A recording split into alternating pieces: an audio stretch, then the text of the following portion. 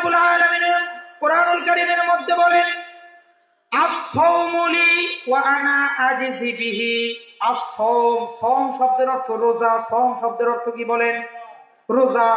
আস-সাওমু লি, রোজাটা আমার জন্য। কার জন্য? আল্লাহর জন্য সরাসরি। এটা আল্লাহ তাআলা কোরআনুল কারীমের মধ্যে বলেন যে রোজাটা সরাসরি আমার জন্য।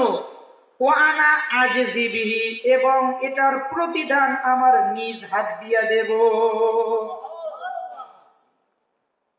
আল্লাহ রাব্বুল আলামিন তার কোরআনুল কারীমের মধ্যে কোন জায়গায় বলেন নাই আজ যাকাতুলি, অর্থাৎ যাকাত আমার জন্য, অথবা আজ সলাতুলি, নামাজ আমার জন্য,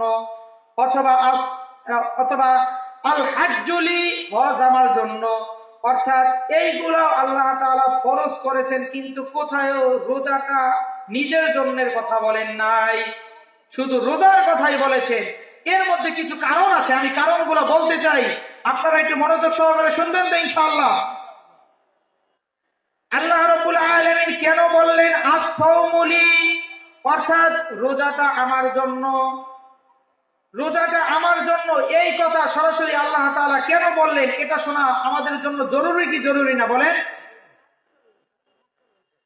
স্বাভাবিকভাবে আপনি নামাজের কথা যদি বলি, আপনি একটা বড় সবার মধ্যে গেছেন, অথবা আজকে জালসার কথাই বলি, মনে করেন জালসার মধ্যে আসছেন, নামাজের সময় হয়ে গিয়েছে, ইমাম সাহেব নামাজের জন্য দাঁড়িয়ে গেছে, আপনার উযু নাই। দেখা যায় অনেক সময় এই সবার কার্যবলী দেখা অনেক সময় দেখবেন উযু ছাড়াই মানুষ নামাজ পড়ে ফেলে, ঠিক কিনা?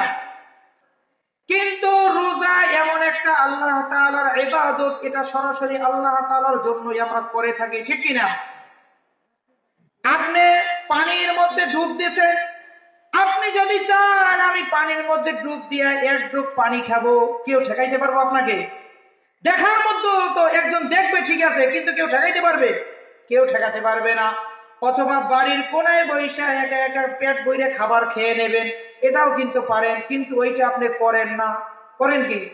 ওটা করেন না। পানির মধ্যে ডুব দিয়েও আপনি চিন্তা করেন আল্লাহ তাআলা আমাকে দেখতেছে, যার কারণে আপনি রোজাটা আপনি ভাঙেন না।